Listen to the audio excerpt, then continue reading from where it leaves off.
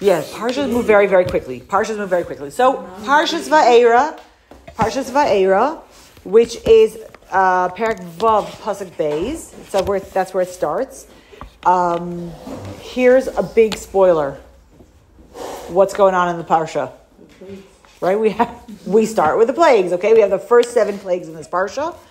And the last 3 plagues are in the next parsha, which we're going to discuss. But let's look inside and see what's happening. So first of all, a quick reminder that our parsha is opening up.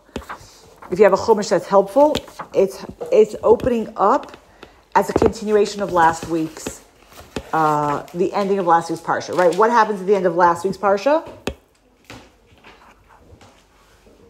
If you have a chayenu, you can't look back because you don't have it. But if you have a chumash, you could look back. What happens last week? Like Tali, like you said, Moshe was born and da-da-da. What was the end? He was coming back to... Hashem gave him a way past Miriam. Comes back to Egypt. And then what happens? And talks to Bnei Yisrael, and they're like... He speaks to Bnei Yisrael. No, they don't have an issue with him so much. No. But what happens when he goes to Pharaoh? What happens when he goes to Pharaoh?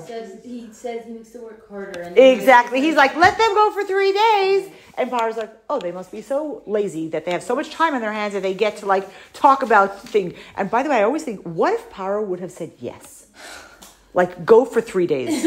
How did that story end up? Oops. That wasn't really what was supposed to happen. Right, but Pharaoh doesn't say yes. Pharaoh makes the work harder. And how does last week's parsha finish? Bnei Yisrael crying out. And Hashem hears their cries. Way past. Moshe came. He goes to Pharaoh. Pharaoh makes them work harder. What do the Jews say to Moshe? That's what Moshe says. Moshe Lama Hariyasa. They say to Moshe, you made it worse for us. What did you come for? You made us smelly in the eyes of the Egyptians. Till now everything was good. And now you made it worse. Right? Which is such an interesting way of looking at our slavery. That till now, whatever we had going on was tolerable, but all of a sudden, you made it worse. And what does Moshe do with that information? He goes to Hashem and he says, why did you do this? Lama hariyasa lama is exactly like you were saying. Why did you do bad to this people? Why, kind of sort of saying, if you didn't send me, you didn't send me. But if you're sending me, what's the point of this?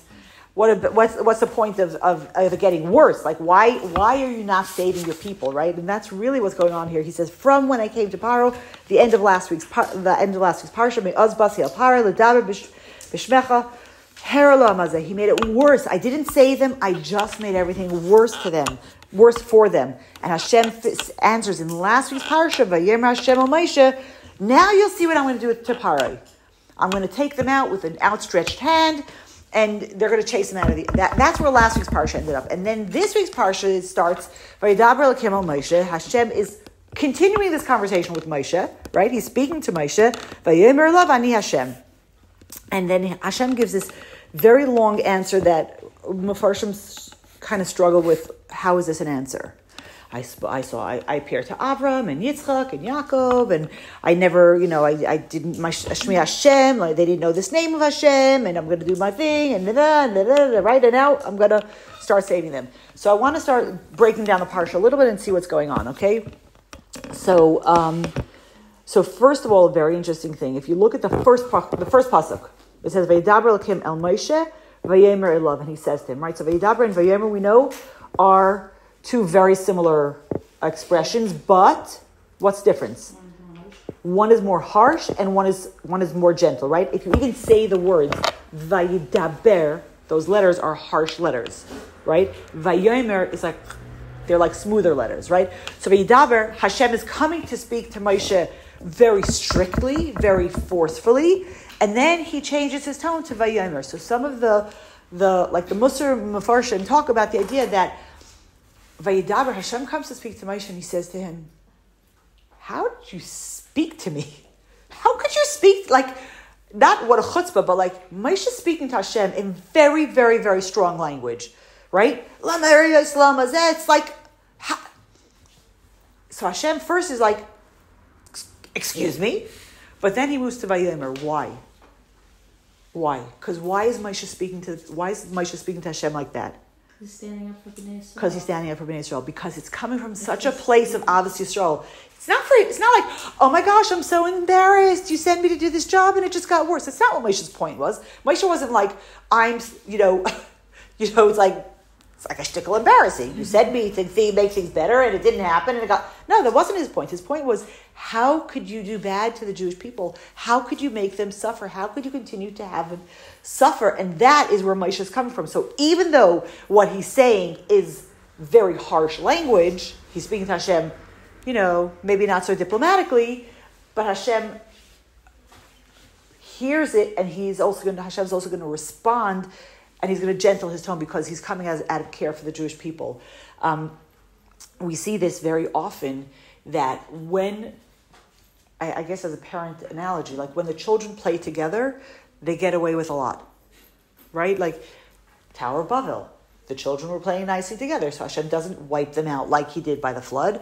He's sort of like, okay, let's break up this party, but because there's this place of Avos Yisrael, there's a place that Hashem's really willing to forgive. And I think, just for ourselves, maybe I'm on my soapbox for a second. Where do we see real injustice, and we are offended on behalf of the people who are being hurt? And that's really what Moshe is, the first thing he's giving us. The first lesson we're getting is, where is the place that we say to Hashem, how can you do this to your people? Not how you do this to me. Like, we could figure out for ourselves if we wanted to, but how do you do this to Am Yisrael? How do you do this to your people? How do you make them suffer? How do you continue to make them suffer, and to really send the Geula? So Hashem, they go into a whole different conversation over here, and I'm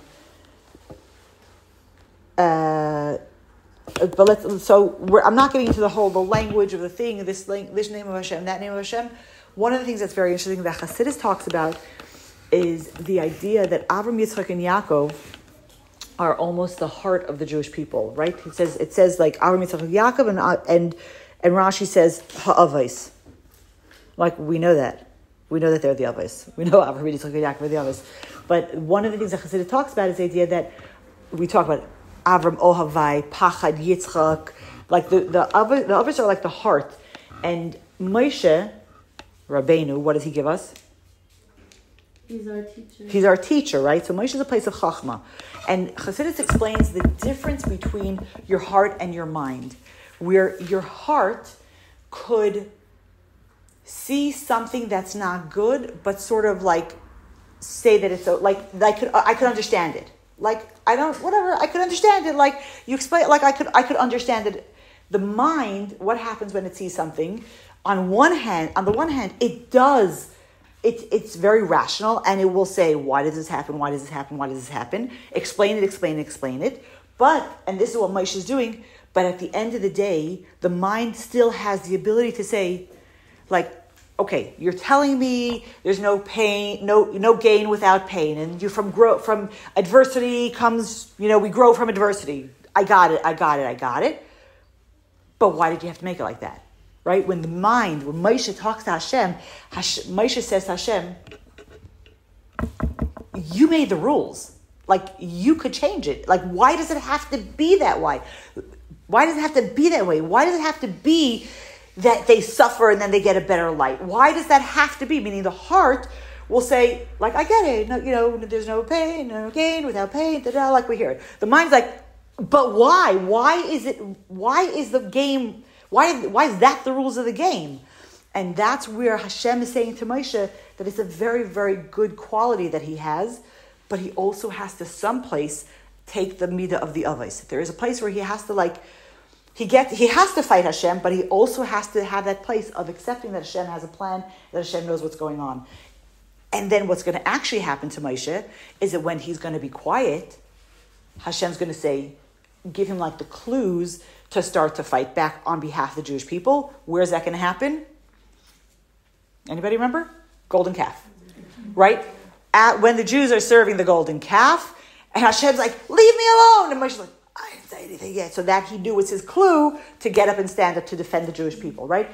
Both of these things are necessary. Both of them, on the one hand, this acceptance of what Hashem is doing, which is like from the obvious, the heart thing, but at the same time to say, Hashem, but I don't get it. Like why?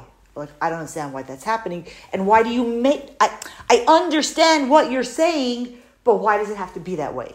And that's a mind thing, because the heart will like sort of smooth it over and ease it, and the heart will be able to be settled, where the mind is going to still say, yeah, but. And we have to really have both of those. Okay? Now, if you take a look at the wording that Hashem says now, we're going to have very famous phraseology, and it's all famous to us because of the Seder. Okay? So we're in Pasuk Hey, right? So we have, I said my covenant. I heard their cries. Okay? So in Pasuk Vav, L'chein amar levnei Yisrael, v'haitzesi eschem mitachas sivlas Mitzrayim. I'm going to take them out of the burdens of Egypt, right? V'hitzalti eschem. Tell me where you, right? Tell me when this becomes familiar, right? What are these? The four expressions of redemption. Okay, these are 4 expressions of redemption. Okay, V'hitzalti eschem, v'ga'alti eschem, and then the next pasuk says v'lakachti eschem, and the end of it is in pasuk Ches we have ve'vesi eschem el ha'aretz, and I'll bring you into the land. When we talk about the 4 languages of Geula, we talk about really the first 4. Yeah. We don't really talk about Vehevesi. Yeah. What do we have at the Pesach Seder to correspond to the 5th language of Geula? The Kos of Eliyahu, right? The cup of Eliyahu is going to be the 5th one that isn't yet. It hasn't yet happened. And what's very interesting, just I thought it was very interesting to see that they talk about like why do you need 4 Lashonos of Geula? Like, why do you need 4 expressions of redemption? Meaning, it's good because we get more wine on Pesach, but what is the need for all these 4 expressions? Where are they different, and what do they say to us? Because it's not just a Pesach conversation, but it's entire. That means it's going to be for always, right? And so, if you look at the words, the first thing is v'haitzesi. I got to get you out. I got to get you out of a place that's no good for you. I have to take you out of the place.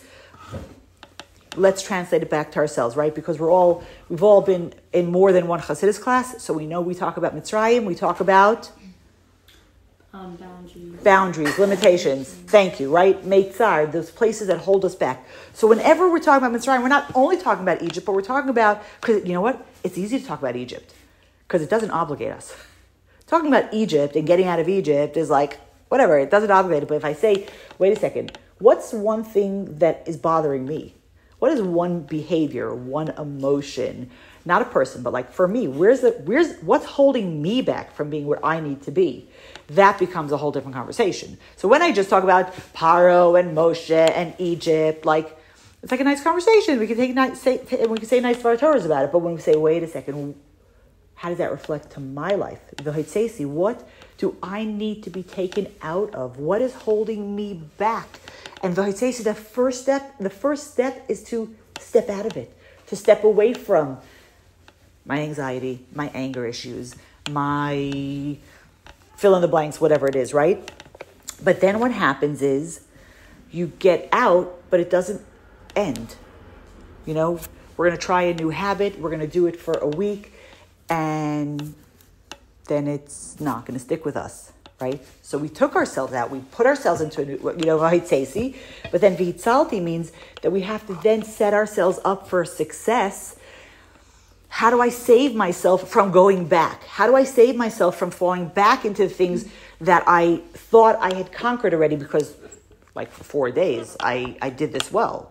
You know, whether it's my exercise or my food or my speech or my davening, whatever, it doesn't matter what it is, but the pattern ends up being the same. And then v'ga'alti, then you really are out, and then you have to really be liberated from the place inside that keeps telling you, wouldn't it be nice to go back to couch potato, Ben & Jerry's, saying whatever flies into my head without a filter, whatever it is. But where's that place for v'ga'alti that we actually are redeemed from the need to go back? Look what happens to the Jews in Egypt. They leave Egypt. How many times in the desert do they say, let's go back to Egypt. It was better there. Like every time something happens, like well, we're going back, right? It's not just for them, but for us. How many times do we try and we try and we try and we say, but something is, I keep ending up back in the same place, right?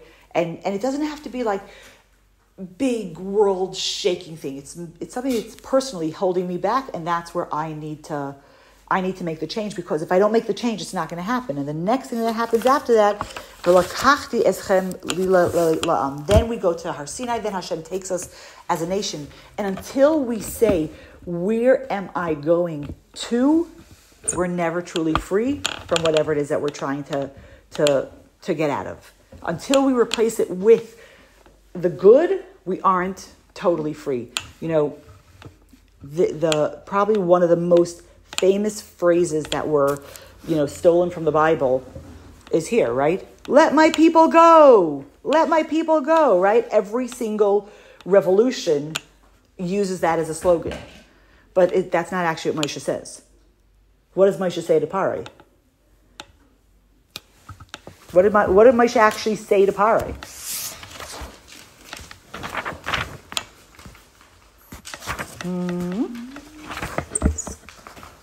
He had it before. He had it at the end of his last parsha. He had it further on in this parsha.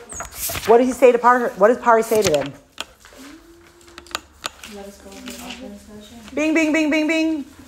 Let us go. Let my people go, so they may serve me. Hashem. Right? To go bring offerings to Hashem. It's never just not being there.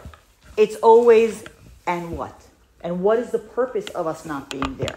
What is the gain in that? And that, I think, for us, is one of the very important things that we need to hold on to. Like, let's say, it's a great thing if we can conquer a bad habit.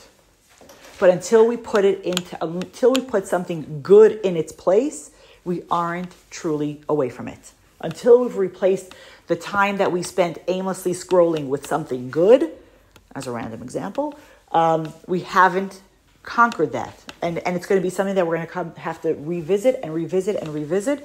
It's not something like, oh, we made the decision once and then it's done.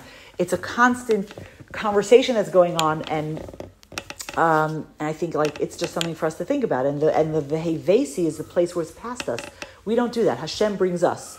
That's like once we've like done everything, then Hashem like can get us into a place that's really a good place. And that, I think most of the Farshim talk about the idea of it being like a Geula space, which we're still waiting for. But that's just something I thought of something neat to think about as we're going through these parshas. Okay, the next thing that we have in the parsha is this lineage counting not all the Shvatim. It starts counting the beginning of the Shvatim.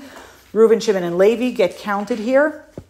Rashi says because when Yaakov blesses these specific families, he sort of doesn't quite out-bless them. He gives them a little bit of a kick in the head as well. So they get counted now. And also because we need to know where Moshe and Aaron fit into the picture. We also have a few people whose ages are given to us in this genealogy, and that's really to help prove how long the Yidden were in Mitzrayim, right? Because they clearly were not in Egypt for 400 years if Amram and Moshe and Levi together don't add to 400 years, and many of their years overlap, but I digress. Okay, so now what's going to happen is, again, Moshe's arguing, I can't do this, and they're going to start with the plagues, okay?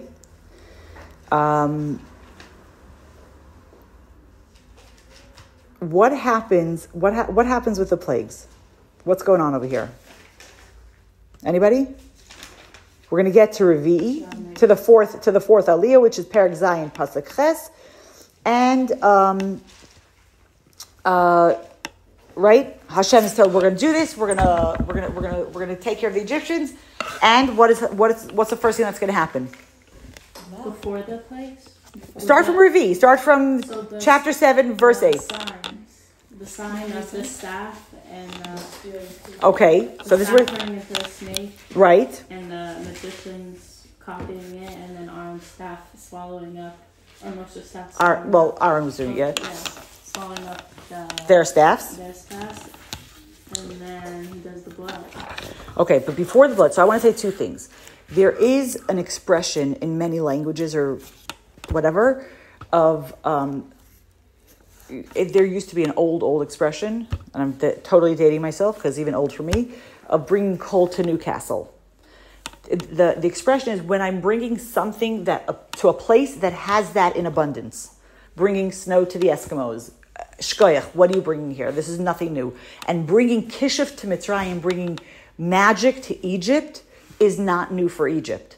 And till Pare understands that this is not magic, this is something bigger than that, that's going to be the first thing that is going to happen. So if you notice, by the snakes, they're like, to me, that would be very impressive. Like, throw down the stick, it becomes a snake.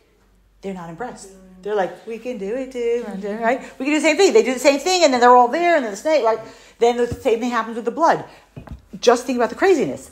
The Nile turns to blood. All the water turns to blood, and the Egyptian magicians find a little bit of water that isn't blood yet, and they make it blood. Thank you very much. So they get to do the blood. They get to do the frogs. Where do they get stopped? The lice. By the lice. By the lice. It's too small for magic to take hold. And so they say, Etzbel Kimni, this is the hand of God. This is amazing. And one of the things that Torah talks about over and over and over again is that God is in the details. The magic, their slave, it wasn't actually slave hand. It was actual real magic of actually changing the forces and manipulating the forces, which we, by and large, don't ever see when you see magic. It's I don't want to like ruin it for you guys, but it's really just tricks and slave hand and illusions. They don't actually, do anything super magical. It's just magical how it happens. But Looks nice. It looks amazing. Yeah. I love magic. People are really good at it. Right. When people are really good at it, it's really very amazing. But it isn't actually real, right? Lost my train of thought. Magic lies. God's on the small. Right.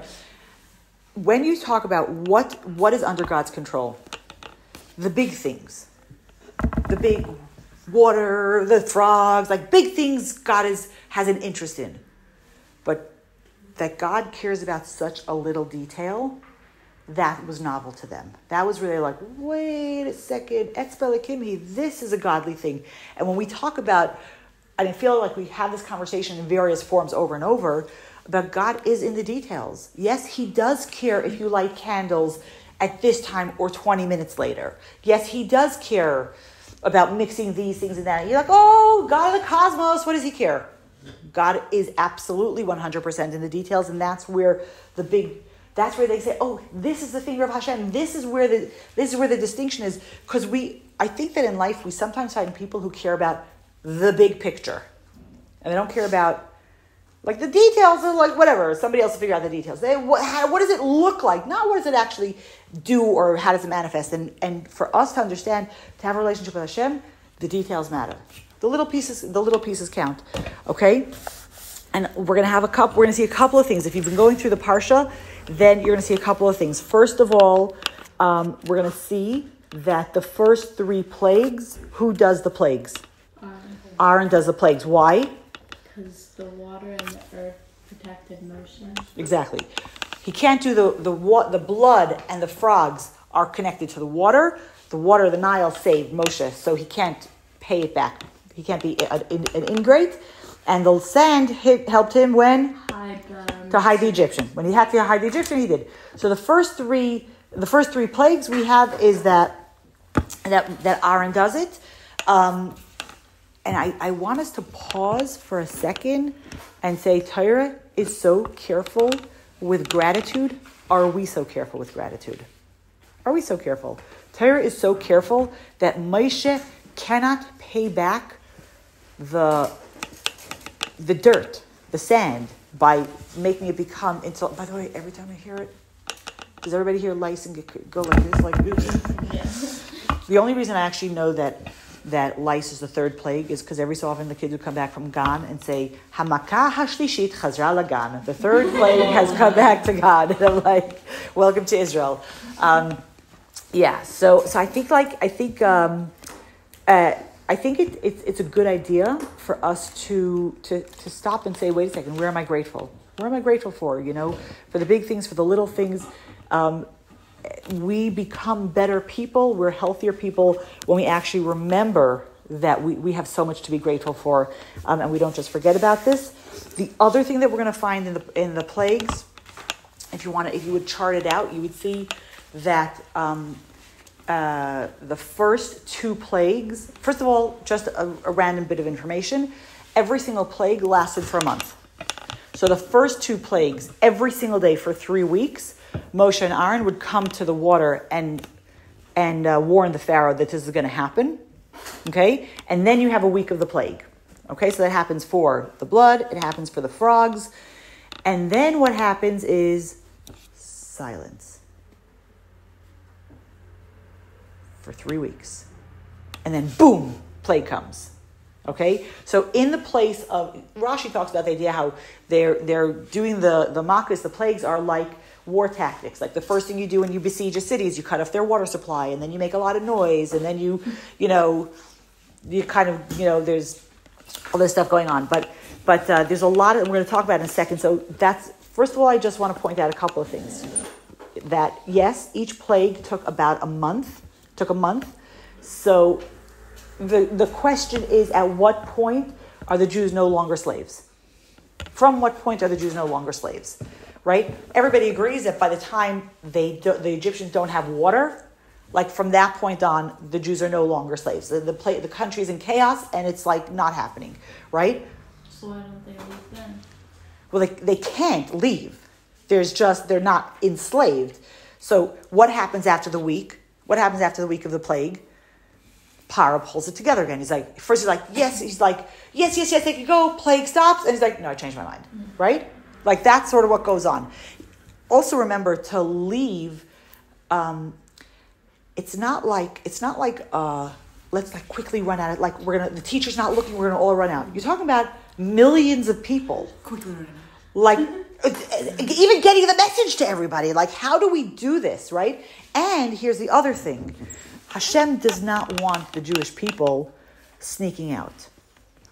Hashem is doing this whole scenario so he will show that Egypt itself will be broken. That is the point of the plagues, that Hashem's might will be shown, and the Jewish people will leave biyad rama, with amazing, just we're out there, right? Even we talk about it, spoiler till the last plague, when Pharaoh's like in the middle of the night, and the first plague of the firstborn is the last one, by the way, people, right?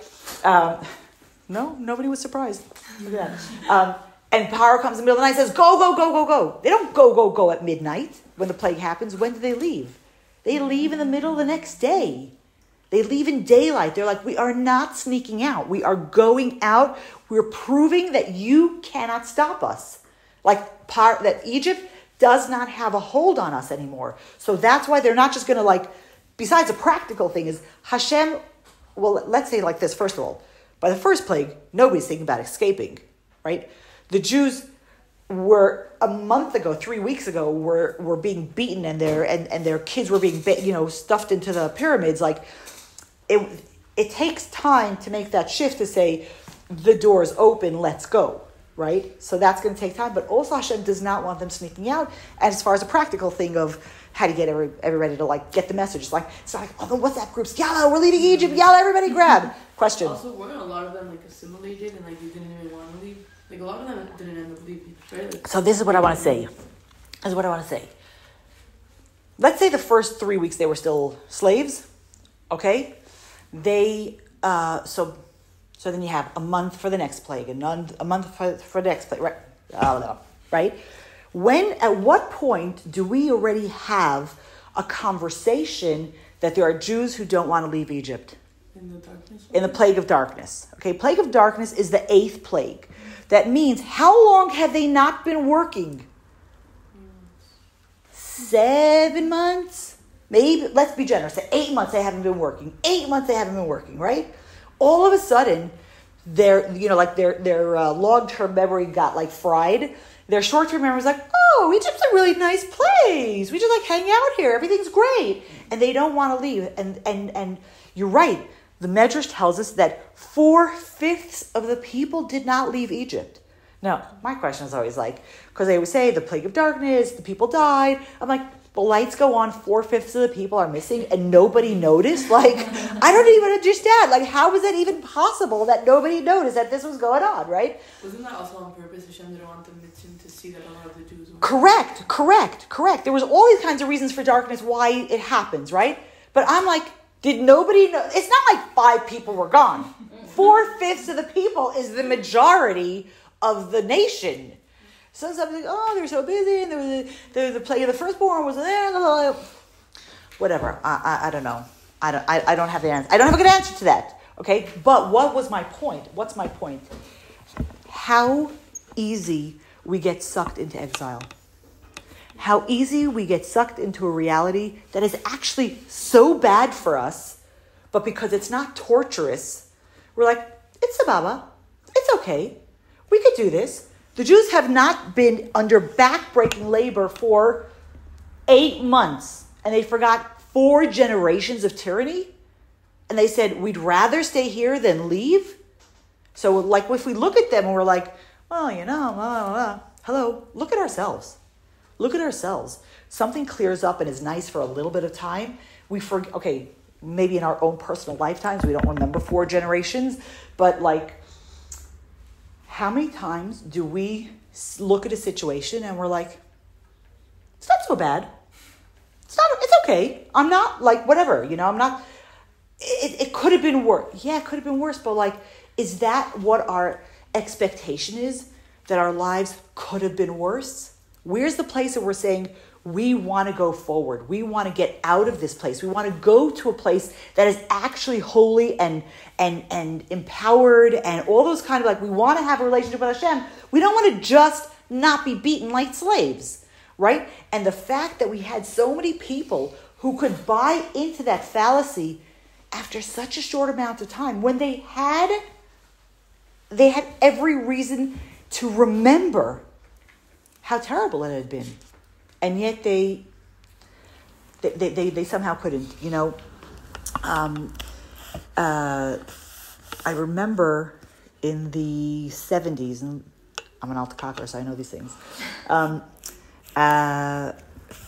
the 70s, things were going really bad for the people in Iran, and it was right before the revolution, where the Islamists then overthrew the Shah. The Shah was moving towards modernity, and not everybody in the country was happy about it. But I remember, I was a kid. We were living in Crown Heights, and the Rebbe had spoken to Rabbi J.J. Hecht, and he told him to get student visas for Iranian children. And he's like, this was not way before, but before that. And he was like, and the Rebbe told him get thousands of visas, get student visas for the children.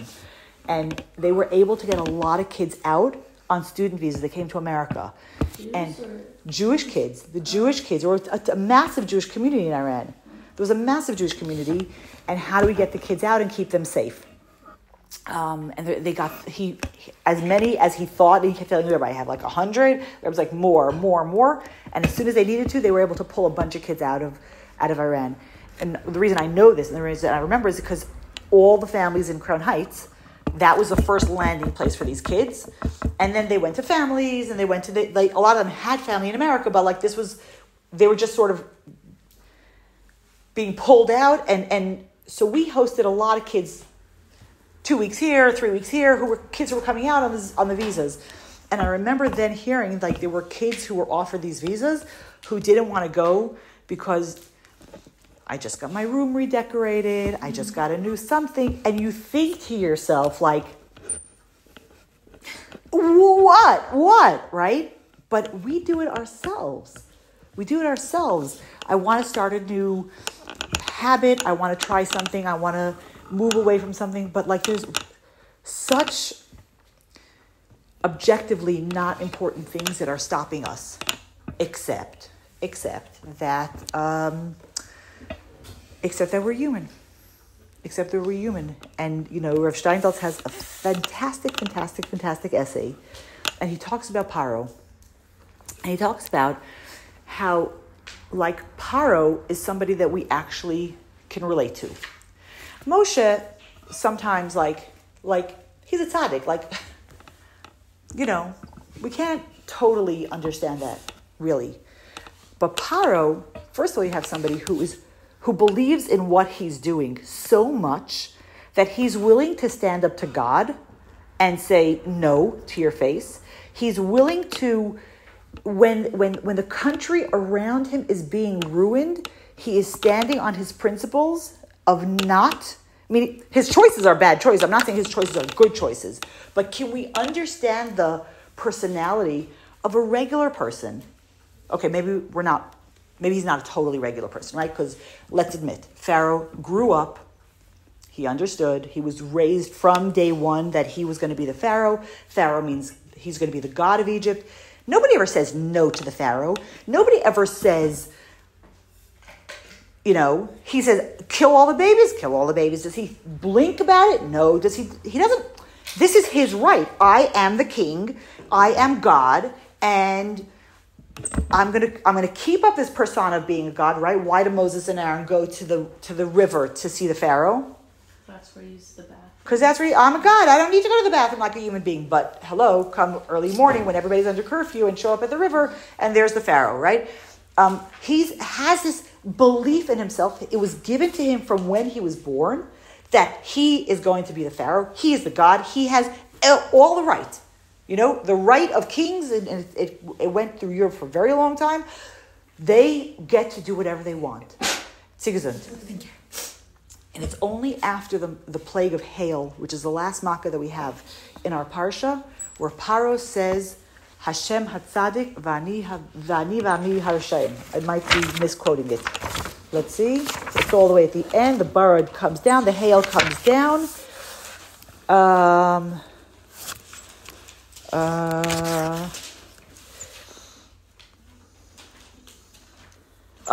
In Pasuk Chavzai, chapter 9, Perek Tes, Pasuk Chavzayim, Paro calls Moshe and Aaron. He says to them, Chatasi hapam, I have sinned. I am wrong. Hashem hatzadik. Hashem is right. Vani v'ami harashaim.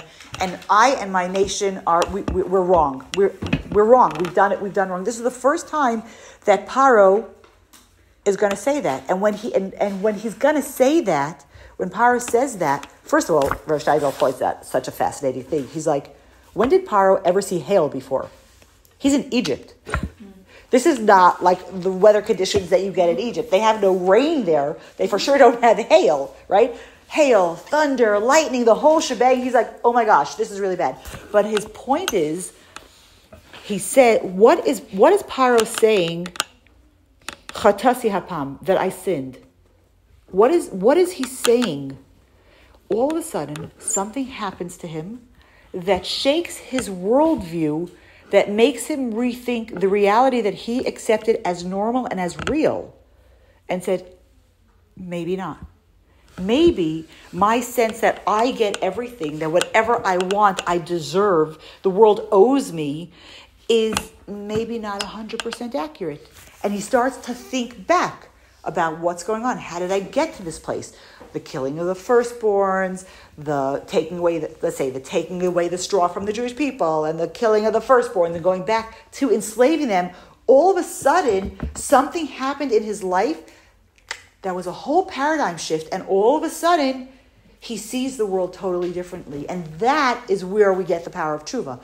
Now, Paro, we know, doesn't actually complete the tshuva situation. He keeps going back in the whole conversation of first he hardens his heart, then Hashem hardens his heart, but the conversation of something happening that shifts your worldview, that says maybe everything that I've been imagining until now as the norm is in fact off. Maybe my perception of the whole story is different. And Rosh Hashanah says, can't we learn from that? How many times do we hold on to a perception of a person, of a behavior, of a reality. And we have the story in our head so clearly that this is the story that everything else flows from that story. But what if the first story is in fact not correct? Do we ever have a chance to go back and say, maybe my first preposition was wrong. Maybe I'm building my whole thing on a house of cards that is not accurate. And that, he says, is what we learn from Paro. That ability to come to a place, first of all, to have principles. We might very, very much disagree with him about what he does. But he does have a very strong principle that I'm not letting the Jewish people out. And he's willing to go to the ends of the earth for it. So on the flip side, what are we willing to fight for?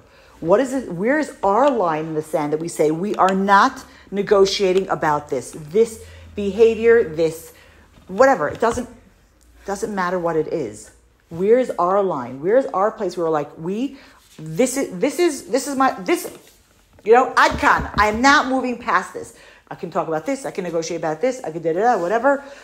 All of those things. Where's that strength in us? And we obviously are not going to, our point is not to use it like Paro does in the bad way, but how do we have that strength to be able to hold our line and say, this is what I really believe in, and also to be open to the possibility that maybe we have to reshift how we're looking at things. Maybe what we're looking at is in fact not correct, right? How many of us, when somebody showed us the arrow in FedEx, we're like, oh my gosh, I can't believe I never saw that, right? And once you see it, you can't unsee it anymore. Something happens in our life that shifts our perception. Well, what's the arrow? I'm so excited we can show it to somebody. I'll show you afterwards. Okay? Where's the place where we have a shift and we all of a sudden everything changes. We see everything in a different way.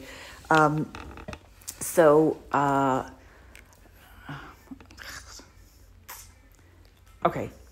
There's another thing that I want to share with you. You have a question? Yeah. Okay. I have a few questions. Go. But, okay. So first of all, when you were saying about the Jews who didn't leave, could we say that they made it to the 50th level of impurity and that's why they couldn't leave, they were just stuck there? Does anyone say that? I mean, we could say whatever we want to say. Or does it comment? Well, I don't know. Okay, I don't know. But I think that a more common way of looking at it is that Hashem does not force us to do something that we don't want to do. Even though he knows they're making a bad choice. And I want to point out something else about the people who leave Egypt. The people who leave Egypt are still, a lot of them are not super great. There are a lot of people, the Medrash tells us, who cross the sea with their idols in their pockets. Hedging their bets. Right? They've gone through a year of makkahs. They've gone through a year of Egypt being decimated. Going through the sea, they got their idols in their pockets. So the fact that you left doesn't make you a good person. It just means that you believe in Hashem enough to go. Okay? So the people who didn't believe and who didn't want to go, Hashem's not going to schlep them out. Hashem's not going to say, you're coming whether you want to or not. What's the post-Sinai reality? We're schlepping everybody out with us. Right? The post-Sinai reality is you don't get to say, I'm not interested in this redemption. One of the things we're talking about is once we had Sinai, once we become a nation for Hashem, everybody's coming out. There's no Jew who's going to be left behind, and everybody's coming out, whether they bought into it or they didn't buy into it. The question is, how are you going to feel about it when Mashiach comes and you're like, oh my gosh, it was all real? I can't believe it. Talk about a reality shift, right? So does it matter if they reach the 50th level? There are some commentaries who say that they didn't die, they just didn't leave. They got assimilated into Egypt and then we don't have them anymore. So there are different opinions what happened to them, which would help how people didn't realize that they were all gone. But yeah, I don't know. Then also, I was reading, I heard, it's a well-known idea that, the plagues didn't affect the Jews. Correct. But then, it doesn't really say anything about if it's affecting the Jews until the fourth plague. Correct. Correct. So with the wild beast. With the wild beast, which is the fourth plague. Where it says it doesn't go into Goshen, but we know that the other ones also did. Right. So the question is, that the beginning plagues were also lessons for the Jewish people. I mean, they weren't affected by the plagues, but they were also lessons for the Jewish people. The Rebbe talks about it a lot, about why do we start with blood and frogs, right? And a lot of people talk about the order of the plagues, but one of the things that the Rebbe talks about is that water is analytical and cold and, and there's like the first thing you need to do and if you want to get out of your Egypt is you got to put passion into what you're doing. You can't just sit back and say, oh yeah, we had, it's Shabbos. Yes. So exciting. It's Shabbos. Not like, oh, well, it's Shabbos again, right? Are you doing you could be doing all the mitzvahs and still not have any passion. So the first thing is got to stick some blood in there. Not in a bad thing, but that excitement, that passion, bring it into whatever you're doing. Your service of Hashem should not be dry and calm. It should be excited. But sometimes you got to cool it down, right? Frogs are the ultimate cold-blooded animal. They talk about the idea of how frogs, how they lay their eggs, right? Mm-hmm. Either in water or in cold places, and then the parents leave. Yeah. They leave. It's like, do your own thing, kid, that place of momish cold apathy.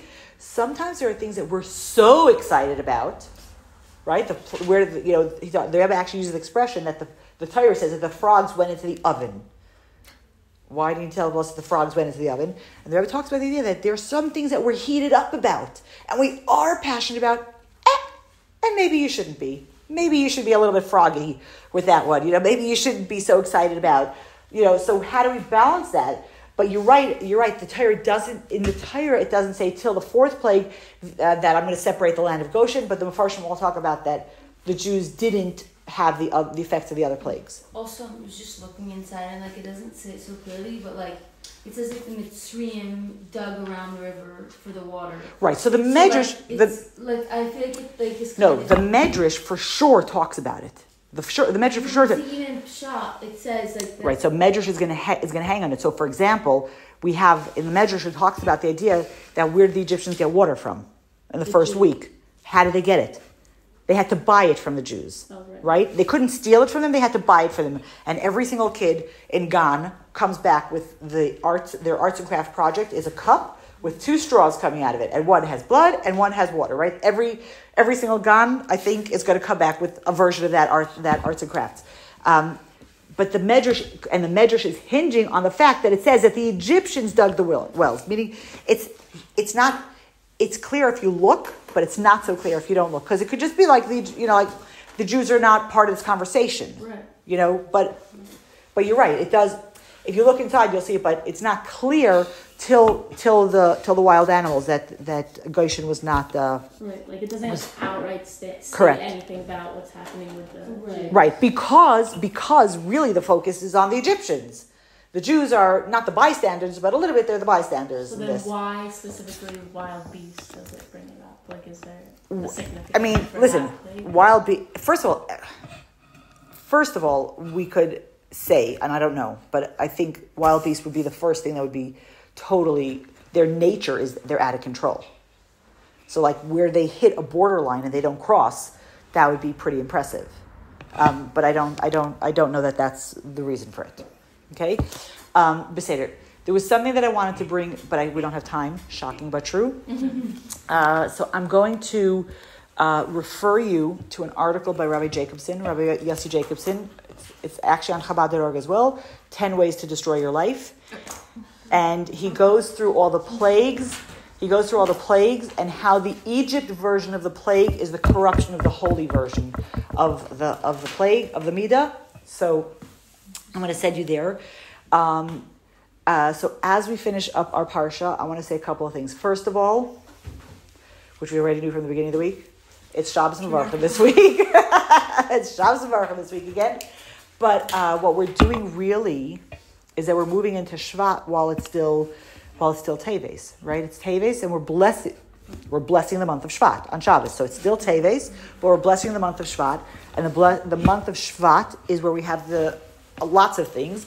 Amongst them, we have Yud Shvat when the Rebbe became our Rebbe, and also Tu B'Shvat, which is the Rosh Hashanah for trees. And really, both of those, in my the way I look at it is both of them are places of sprouting and of growth, so that even though it's Tevis and we are finally having some Tevis weather, it is finally a little bit cold and rainy, and we're already kvetching. We had 2 days of rain and we're kvetching. Even in the cold of Teves, we still have a little bit of the blossoming that's coming through Shvat. So we should be able to see it in our lives, that even though we look around and it looks cold and rainy and dark and we don't understand what's happening, the blossoming that is promised through the month of Shvat is going to be coming towards us. So that's one thing. And the other bracha that I wanted to give us is that we are 7/10 of the way through the Makkos at this point, right? I was trying to think that was the easiest way to do it. There's probably a shorter math number, but I don't know it. And the place of the parashas is for us to really step into change. And I want to give us a bracha. I know I say this often because I think it's so important, to not be afraid to change, to not be afraid to say, I can do something different. I should do something different. I have the ability to try something different, and to understand that we have the koyach of Torah. That is, all these makkos are there to teach us to not be afraid to change and to come closer to Hashem. So I want to give us a bracha that we get our toe out of our Egypt, even if we can't actually totally get out, but we should at least start to identify it and start to get our toe out of Egypt, and we should be able to see it in our lifetimes already, so quickly, to see how the Geula is the answer to everything, and we're doing one little step, one little thing, and that's really what the world is waiting for, to tip the balance in the scale on the side of Geula. May it already be. We're ready to celebrate. We're ready to thank Hashem. Somebody was saying, when Mashiach comes, I'm going to scream at him, where was he till now? I'm like, no. When Mashiach comes, we're going to be so happy that he's here, and we're going to have clarity for why he took, and we're going to just be ready to welcome him to the Farbrengen that we're going to have. If everybody wants to make sure you have your something ready to greet Mashiach with, it's not a bad idea to make sure, tambourine, pretty scarf, a little bit of lipstick in your bag. I mean, something, Mashiach's going to show up, you're going to come with no lipstick. If it's Shabbos. Good question. You see? Right. Some glitter, some gold glitter. Are you ready? Some. No, but if it's Shabbos day and you here, no lipstick. No. But really, we should be ready. We should anticipate it. We should bring it, because that's really that's really what we need. This class was I didn't say it before, but it was a schus for my niece Tzurlila Bas Chana and Shalom Doiber. Her yahrzeit is tonight and tomorrow, and her neshama should have an aliyah, and she should come back and dance with us.